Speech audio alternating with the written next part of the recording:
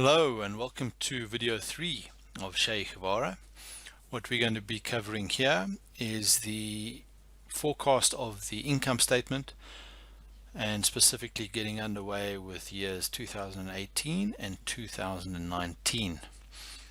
What I omitted to cover in the previous video was just the clarification of these inputs.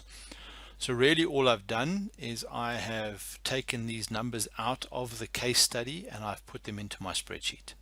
So each cafe earns R1,000,000 in revenue. There's the gross profit margin that was given, the rental cost per cafe, the fit out cost for new cafes, selling general and admin costs. There's the interest expense, the tax rate, the credit facility, the interest rates, the cash as a percentage of sales, the portion of credit sales, information about debtor days, creditor days, and stock days, and this early settlement discounts and depreciation. Early settlement discounts is not relevant to the case.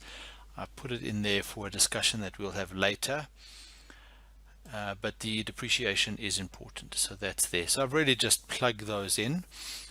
The reason why all these 70% go out here is I have made provision for when we do the sensitivity analysis at the end to see what happens if we can change these profit margins going into the future. All right, so that's just some of the background information that's important. Let's start doing a few basic calculations, just check that we're on track. I want to proceed with the 2018 income statement. And I'm going to start here with the revenue, or the sales if you want, and let's just see what the formula is here. So conveniently in the formula is written the names of the variables that I'm using. So I have named the variables in my spreadsheet, which makes it easier for me to use it. It also makes it easier for the reader later on to be able to come back and check that these things are correct. So let's just see where this data is drawing from.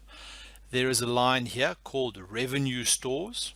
All right, so these are the stores that are generating revenue, and it's using this 10 over here in this line, and it's multiplying it by up here the revenue per cafe in order to get to the 10 million. And once you've done that once, you can copy and paste it all the way down the line and it should work fine. Now the procedure I'm going to follow is I'm going to complete the income statement, and when I've got this complete, then I'm going to copy and paste, and we'll do it that way. Okay, so next up, let's go and calculate the cost of sales, and we'll see here that this is taking the sales from the line above and it's multiplying it by 1 minus the gross profit. In other words, it's multiplying it by 30%, which is therefore my cost of sales, and that gets me the 3 million. That makes sense. If our GP is 70%, our cost of sales must be 30%, and therefore the gross profit is 7 million. Nothing too complicated there.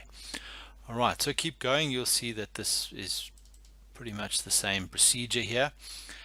All right, I have called this the SG&A expense, excuse my typo there, and I multiplied it by D22. What I could do, instead of saying D22, I could multiply this by number of cafes like that.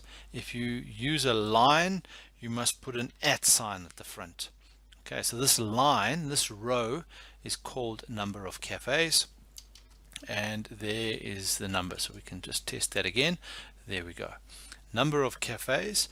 Remember, we're paying SG&A on the cafes that are not producing revenue yet. Okay, important, that differentiation. Times the SG&A expense. I'll go fix my spelling error in a moment. Okay, rentals, same procedure. Number of cafes times the rental expense of 180, and we've got that. And depreciation. All right, so depreciation here, mine is linking to a calculation I've done in the background, but let's just think of the principle of the depreciation here. We are paying depreciation on stores that are revenue stores only, in other words on 10 stores, which means for this our depreciation expense is going to be the same as last year. We do not pay depreciation on stores that we are still building. We only pay that depreciation in the next year. So we'll do that calculation next year. All right. Moving on. The interest bill here is 0 because in fact we haven't borrowed any money. How do I know that? Because it's in the balance sheet, but we haven't got there yet. So in fact we cannot really complete the interest expense without knowing the balance in the balance sheet. That's where we get this circular reference from, because the balance in the balance sheet will determine the interest. And once we have the interest, it will determine the profit. And the profit will determine the retained earnings, which will determine the balance in the balance sheet. So that's how the circular reference comes in. Right, so we're going to avoid that, and I'll show you how we do that in a moment, or in the next video. So for now, no interest. And at the moment there's a calculation here for the tax rate, and this is actually incorrect, but I'm going to leave it as it is and I'm going to ignore it. Typically what we do is we work out what is the tax based on the profit that we made, but since our profit is in fact negative because we've added a whole lot of expenses here, our tax number has turned out to be negative. Now you can't have a negative tax amount. That number should in fact be 0. Okay, so I just want to highlight that so we can put it at 0. And in fact, what's happening is we are getting a tax credit. Now, for the purpose of this case, I'm ignoring that tax credit just to simplify things.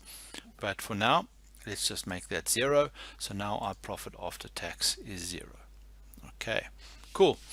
Now, if you want, you could copy and paste this right, and everything should work out with the exception of the interest.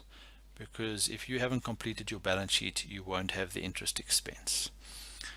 But once you've got these set down, we'll be able to copy and paste this right all the way to the end. All right, so I'm going to leave this video there for now. Just get going with the income statement.